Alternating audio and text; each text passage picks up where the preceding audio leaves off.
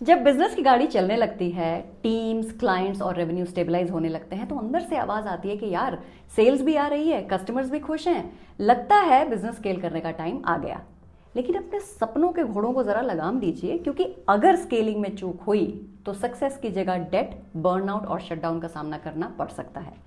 अगर आप अपने बिजनेस को स्मार्टली स्केल करना चाहते हैं और वो गलतियां अवॉइड करना चाहते हैं जो आपके सक्सेस की दुश्मन बन सकती हैं, तो आज का एपिसोड है आपके लिए। Hi and welcome back to the channel. एक जगह रुकना किसे पसंद है?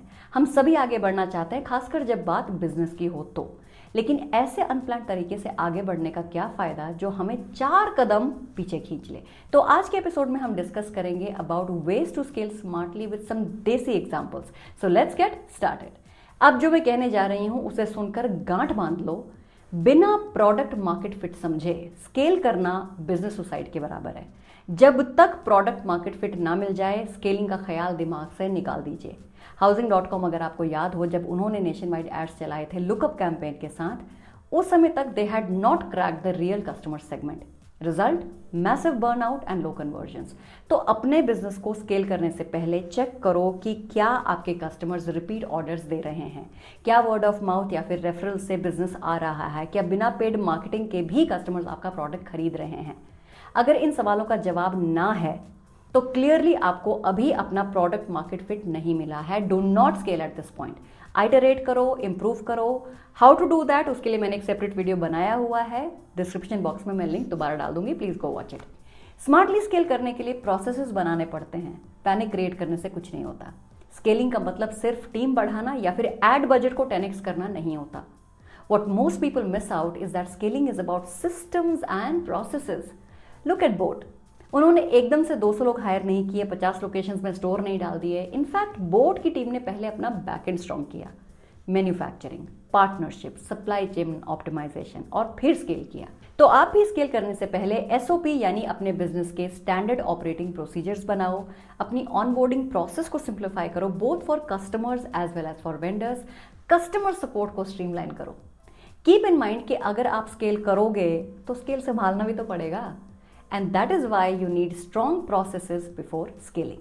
Also, I would highly recommend कि आप अपने फाउंडर वाली ईगो को छोड़कर एक सॉलिड टीम बनाने पर फोकस करो। फाउंडर्स का ये जो थॉट है ना कि मैं सब कुछ कर सकता हूं या फिर nobody can work better than me, ये स्केल का सबसे बड़ा रोड ब्लॉक है। जीरोधा की सक्सेस का एक बहुत बड़ा कारण है कि उनके फाउंडर्स ने areas of work such as operations, tech, marketing etcetera clearly define किए और हर एरिया में उन्होंने स्पेशलिस्ट को ऑनबोर्ड किया who were highly competent to run their respective departments successfully. तो आप भी स्मार्टली सोचो कि आपको किस एरिया में हेल्प चाहिए, आपको किस टाइप के को फाउंडर्स, एडवाइजर्स, सीनियर्स हायर करने चाहिए who can responsibly run the business along with you. As a founder आपका काम है विजन पर ध्यान देना। एग्जीक्यूशन के लिए प्लीज स्मार्ट लोगों को हायर कीजिए। सोशल मीडिया पर आजकल एक क्रिएटिव काफी सर्कुलेट हो रहा है, मेंशनिंग स्टार्टअप्स जिनका रेवेन्यू 10x है और losses 50x। Do you think that scale? Well, I don't think so.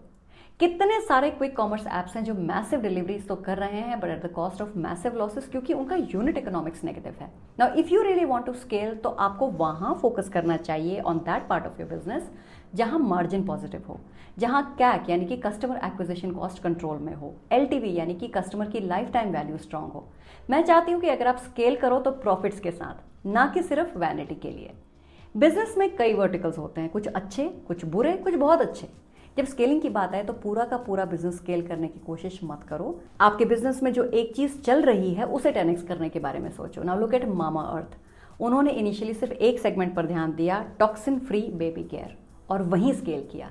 जब लॉयल कस्टमर बेस बन गया तब उन्होंने बाकी कैटेगरीज को ऐड किया। तो आप भी अपने बिजनेस को देखो और रियलिस्टिकली एनालाइज करो कि आपका कौन सा प्रोडक्ट या चैनल बेस्ट परफॉर्म कर रहा है, क्या उसमें डेप्थ लाई जा सकती है। So for scaling please focus on depth. Width तो आप कभी भी ऐड कर लोगे।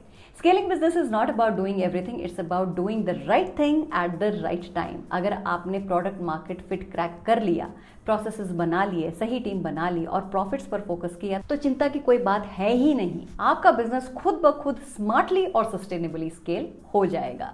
तो दोस्तों आज के लिए बस इतना ही। आई होप जो पॉइंट्स मैंने आज डिस्कस किए उनसे आपको किस पॉइंट पर बिजनेस को स्केल करना चाहिए, इस बारे में क्लैरिटी जरूर मिली होगी। कमेंट सेक्शन में मुझसे शेयर जरूर करना कि बिजनेस स्केलिंग के लिए आपको कौन कौन से पॉइंट सबसे ज्यादा इंपॉर्टेंट लगे। If you are interested in more content around business, strategy and funding, then please do consider subscribing to the channel और ये वीडियो अपने उन फाउंडर फ्रेंड्स के साथ जरूर शेयर करना जिन्हें बिजनेस स्केलिंग की बहुत जल्दी है। Also, if you want real-time help with business growth, tech development, funding enablement and international expansion, then do visit our website and connect with our teams. तो मिलते हैं अगले हफ्ते एक नए एपिसोड के साथ जहां मैं आपसे डिस्कस करूंगी how to build a solid team for your startup. So see you next week. Until then, stay focused on your business, stay away from distractions and continue talking values and ventures.